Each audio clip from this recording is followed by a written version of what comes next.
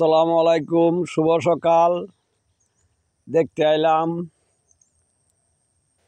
আশা করি দর্শক আমাদের দেশে বাম্পার ফলন, আমন ধান এবং সিমুট ক্ষেত, আমরা বলি বাংলা ভাষায় সিমুট, উচ্ছি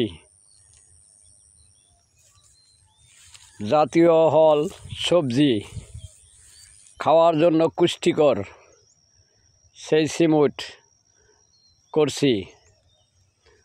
মোটা ধান, আমন ধান, মোটা বাংলাদেশের সারা পৃথিবীর পেট ভরে খাওয়ার জন্য যেটা খায় বাঁচবো সেটা আমন ধান, কৃষকের বাম্পার ফলন হরি ধান। আশা করি আমাদের দেশে খুব সুন্দর হচ্ছে।